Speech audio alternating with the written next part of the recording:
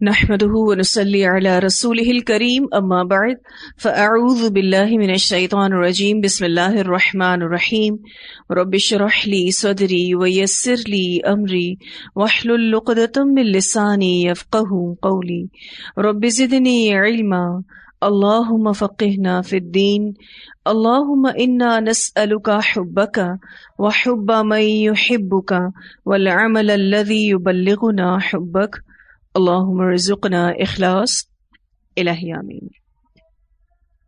Lesson number 310 سورۃ الزلزال سے لے کر تکاثر تک۔ آج انشاءاللہ ہم سورۃ التکاثر کی تفسیر کریں گے اور اسی سورہ سے انشاءاللہ ہمارا یہ لیسن مکمل ہوگا۔ اس سورت کے بھی مکی اور مدنی ہونے میں اختلاف ہے۔ یہ سورت دنیا کی دوڑ کے بارے میں ہے۔ ایک دوڑ ہے اللہ کے راستے میں اور ایک دوڑ اللہ کے راستے کے علاوہ دنیا میں ہے۔ دنیا کی نعمتوں میں زیادہ بڑھنا، دنیا کی مصروفیت کا بڑھ جانا، یہ اللہ کے پاس حساب کو بڑھاتا ہے۔ سورۃ العادیات میں اللہ کے راستے میں دوڑ کو واضح کیا گیا تھا، اب اس سورہ میں دنیا کی دوڑ کو واضح کیا جا رہا ہے۔ اس سورت کے بارے میں ایک روایت آتی ہے، سیدنا انس بن مالک رضی اللہ تعالیٰ عنہ بیان کرتے ہیں کہ رسول اللہ صلی اللہ علیہ وسلم یہ فرمایا کرتے تھے، لو ان لابن آدم وادیا من ذهب احب ان يكون له وادیان ولن يملأ فاه الا التراب ويتوب الله على من تاب۔ اگر ابن آدم کے پاس سونے کی ایک وادی ہو تو وہ اس بات کو پسند کرے گا کہ اس کے پاس ایسی 2 وادیاں ہو جائیں، اور سنو انسان کا منہ قبر کی مٹی کے علاوہ کوئی اور چیز نہیں بھر سکتی، اور اللہ تعالیٰ اس کی توبہ قبول کرتا ہے جو توبہ کرے۔ سیدنا ابی بن کعب رضی اللہ تعالیٰ عنہ سیدنا انس رضی اللہ تعالیٰ عنہ سے بیان کرتے ہیں کہ ہم ان الفاظ کو قرآن کا حصہ سمجھتے تھے، یہاں تک کہ اللہ تعالیٰ نے یہ سورہ الہاکم التکاثر نازل فرمائی۔ اسے بخاری نے روایت کیا ہے۔ اس سورت کے نزول سے پہلے یہ حصہ جو کہ میں نے ابھی آپ کے سامنے پڑھا، یہ قرآن کا حصہ سمجھا جاتا تھا، لو ان لابن آدم وادیا من ذهب احب ان يكون له وادیان ولن يملأ فاه الا التراب ويتوب الله على من تاب۔ لیکن جب الہاکم التکاثر اتر گئی تو پھر یہ واضح ہو گیا کہ وہ حدیث ہے اور یہ قرآن کی سورہ ہے۔ الہاکم التکاثر، غافل کیے رکھا تم کو ایک دوسرے سے بڑھ کر کثرت حاصل کرنے کی دھن نے، بہتات کی طلب نے۔ الہاکم کا جو لفظ ہے لام ہا واو سے ہے۔ الہا یلہی کے معنی ہے غافل کر دینا، زیادہ ضروری چیز سے غافل رکھنا، کسی گھٹیا چیز میں مشغول رہ کر اہم کام سے توجہ ہٹ جانا۔ اور لہون ہر اس چیز کو کہتے ہیں جس کی کثرت انسان کو محبوب ہو اور کثرت کی حصول کی کوشش اور خواہش اسے اللہ کے احکام اور آخرت سے غافل کر دے۔ التکاثر کا لفظ کاف تا را سے ہے۔ مال اور اولاد کی کثرت کے لیے باہم جھگڑنا اور فخر کرنا، زیادتی کی خواہش، اور یہ عام ہے، یعنی مال، اولاد، مددگار، خاندان اور قبیلہ سب اس میں شامل ہے، یعنی انسان ان سب چیزوں کی کثرت کے لیے کوششیں کرتا ہے۔ الہاکم التکاثر، تمہیں کثرت کی ہوس نے غافل کر رکھا ہے، یعنی ہر اس چیز کی کثرت جو انسان کو محبوب ہو اور کثرت کے حصول کی کوشش اور خواہش اسے اللہ کے احکام اور آخرت سے غافل کر دے۔ تکاثر کا جو یہ لفظ ہے اس میں 3 معنی آتے ہیں۔ ایک کثرت کی طلب، دوسرا مقابلہ کرنا، یعنی کسی چیز کے حصول میں ایک دوسرے سے آگے نکلنے کی کوشش کرنا، اور تیسری چیز فخر جتانا،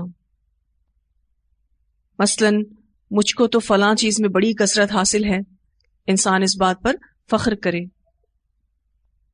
الہاکم التکاثر، تمہیں کثرت کی ہوس نے غافل کر رکھا ہے۔ ایک روایت آتی ہے، سیدنا عبداللہ بن شخیر رضی اللہ عنہ بیان کرتے ہیں کہ میں رسول اللہ صلی اللہ علیہ وسلم کی خدمت میں حاضر ہوا تو آپ صلی اللہ علیہ وسلم سورہ الہاکم التکاثر کی تلاوت کر رہے تھے۔ آپ صلی اللہ علیہ وسلم نے فرمایا، ابن آدم کہتا رہتا ہے میرا مال میرا مال۔ اے ابن آدم، تیرا مال صرف وہ ہے جسے تو نے کھا کر فنا کر دیا، یا پہن کر پرانا کر دیا، یا صدقہ کر کے باقی رکھ لیا۔ اسے مسلم نے روایت کیا ہے۔ انسان کی ہوس اپنے مال کو لے کر اتنی زیادہ ہے کہ ہر چیز پر اس کو اپنا ہی حق محسوس ہوتا ہے۔ تو آپ صلی اللہ علیہ وسلم نے بڑے واضح طور پر اس میں بتایا کہ تیرا مال کیا ہے۔ ایک وہ جو تو نے کھا لیا، دوسرا وہ جو تو نے پہن لیا، اور تیسرا وہ جو تو نے صدقہ کر دیا۔ یہ وہ مال ہے جس کو تو نے استعمال کر لیا، باقی تو دوسروں کا ہو جائے گا۔ ایک اور روایت میں آتا ہے، سیدنا انس بن مالک رضی اللہ عنہ بیان کرتے ہیں کہ رسول اللہ صلی اللہ علیہ وسلم نے فرمایا، میت کے ساتھ 3 چیزیں جاتی ہیں، یعنی قبرستان میں، جن میں سے 2 تو واپس آ جاتی ہیں، صرف ایک ساتھ رہ جاتی ہے۔ اس کے ساتھ اس کے گھر والے، اس کا مال اور اس کا عمل جاتے ہیں، پھر اس کے گھر والے اور اس کا مال لوٹ آتے ہیں، صرف اس کا عمل اس کے ساتھ رہ جاتا ہے۔ اسے بخاری نے روایت کیا ہے۔ اس حدیث میں کیا بات سمجھ آتی ہے؟ یہ کس چیز پر زیادہ فوکس کرنے کی ضرورت ہے؟ اپنے اعمال پر، کیونکہ گھر والے اور مال نے تو ویسے بھی دنیا میں ہی رہ جانا ہے۔ جو سب سے زیادہ فوکس کرنے کی چیز ہے وہ انسان کا اپنا عمل ہے۔ ایک اور روایت میں آتا ہے، رسول اللہ صلی اللہ علیہ وسلم نے فرمایا، جوں انسان کی عمر بڑھتی جاتی ہے تو اس کے اندر 2 چیزوں کی خواہش بڑھتی جاتی ہے، ایک مال کی محبت اور دوسری عمر کی درازی۔ اسے بخاری نے روایت کیا ہے۔ جیسے جیسے انسان عمر میں آگے بڑھتا جاتا ہے، ان 2 چیزوں کا اضافہ ہو جاتا ہے اس میں۔ ایک تو اس کو بہت زیادہ مال کی طلب لگ جاتی ہے، اور دوسرا اپنی عمر کے بڑھنے کی خواہش آ جاتی ہے۔ ایک اور روایت میں آتا ہے جس میں یہ بتایا جا رہا ہے کہ سب سے زیادہ نقصان دہ حرص 2 چیزوں کی ہے۔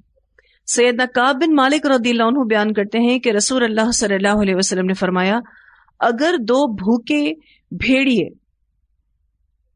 بھیڑ بکریوں میں چھوڑ دیے جائیں تو وہ انہیں اتنا نقصان نہیں پہنچاتے جتنا نقصان آدمی کے دین کو اس کے مال اور بڑا بننے کی حرص پہنچاتی ہے۔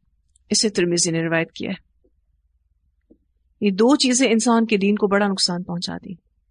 ایک اس کا مال، یعنی وہ مال کو زیادہ پانے کے لیے اپنے آپ کو کھپاتا رہتا ہے، تو اس سے اس کا دین کا بڑا نقصان ہوتا ہے۔ اور دوسرا بڑا بننے کی حرص۔ تو دین کے لیے یہ 2 چیزیں بڑی نقصان دہ ہیں۔ الہاکم التکاثر، تمہیں کثرت کی ہوس نے غافل کر رکھا ہے۔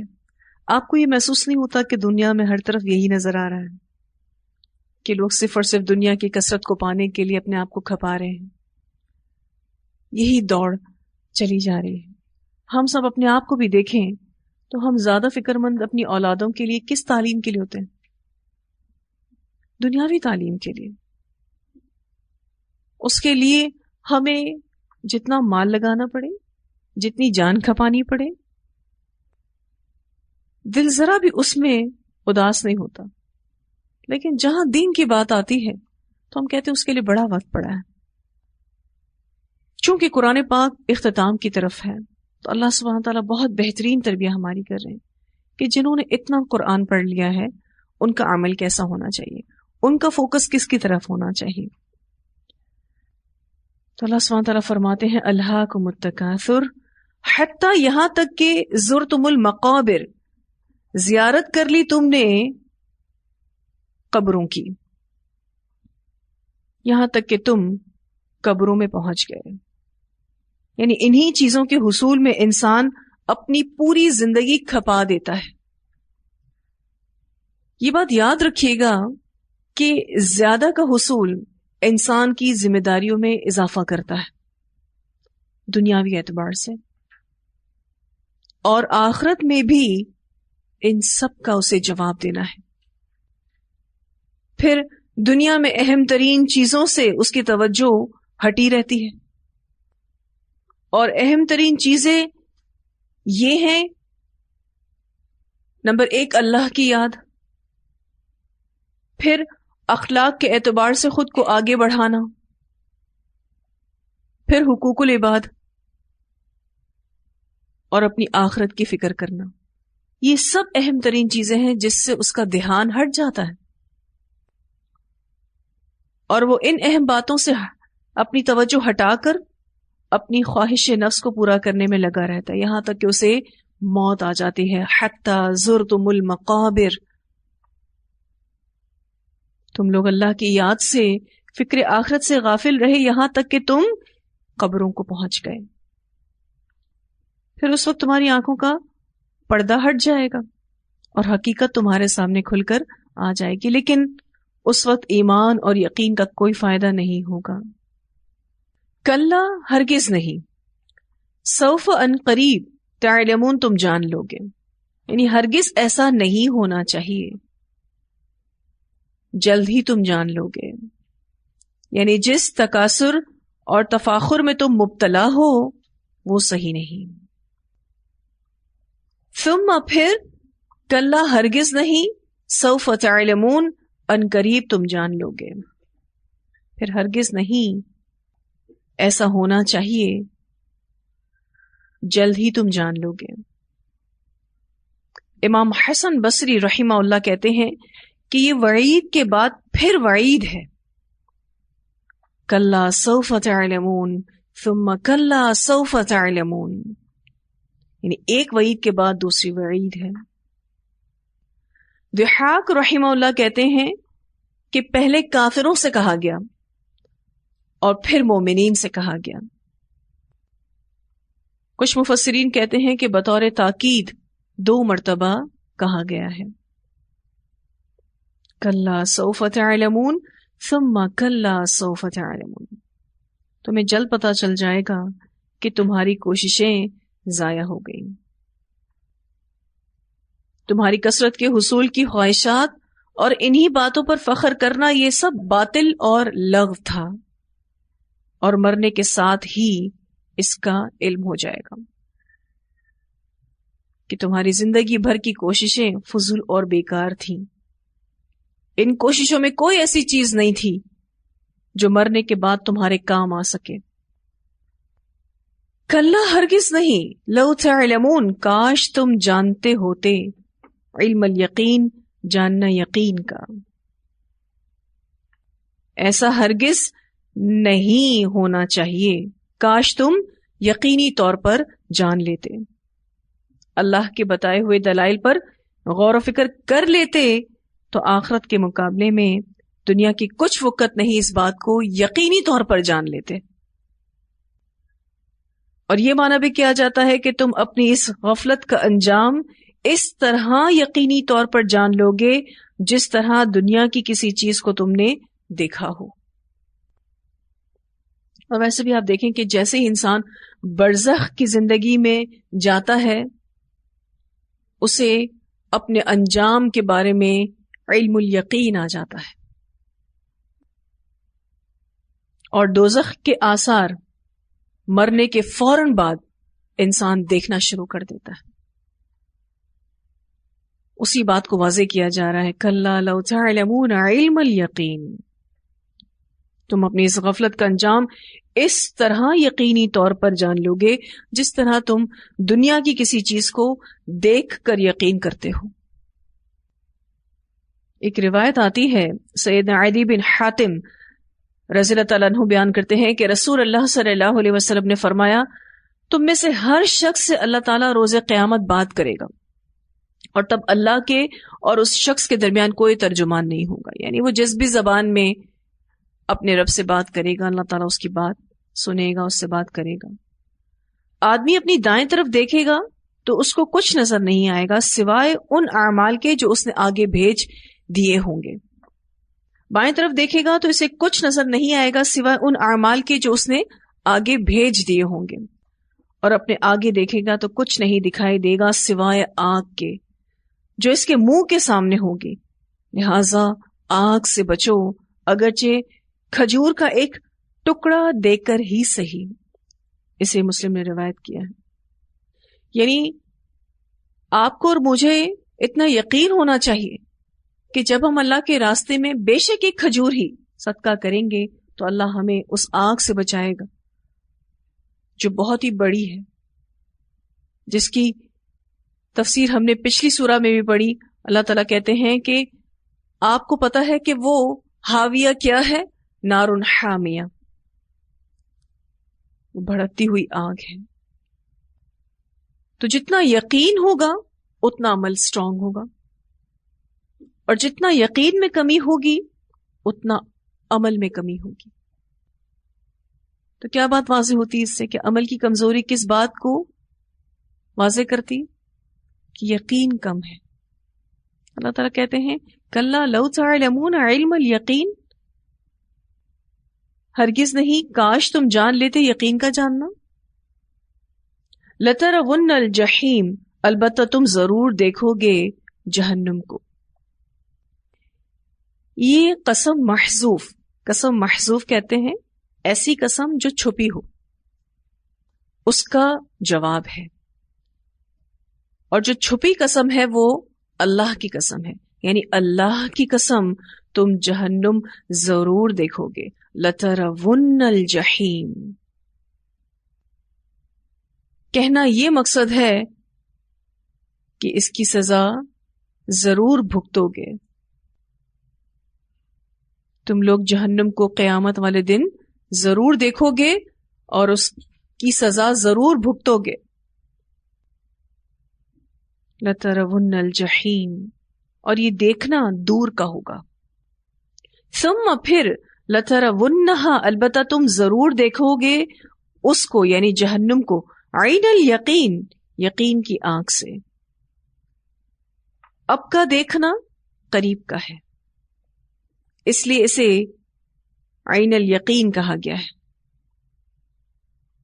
تمہارا جہنم کو دیکھنا ایسی یقینی بات ہے جس میں ذرا شک کی گنجائش نہیں ہے. اس جہنم کو سامنے لایا جائے گا جس کے بارے میں اللہ تعالیٰ سورۃ الکہف کی آیت نمبر 53 میں فرماتے ہیں وَرَأَى الْمُجْرِمُونَ النَّارَ فَظَنُّوا أَنَّهُمْ مُوَاقِعُوهَا وَلَمْ يَجِدُوا عَنْهَا مَصْرِفًا. اور مجرم لوگ آگ کو دیکھ لیں گے تو یقین کر لیں گے کہ بے شک وہ اس میں گرنے والے ہیں اور اس سے پھرنے کی کوئی جگہ نہ پائیں گے. یعنی جہنم کو سامنے لایا جائے گا اور مجرمین اسے یقینی طور پر دیکھ لیں گے.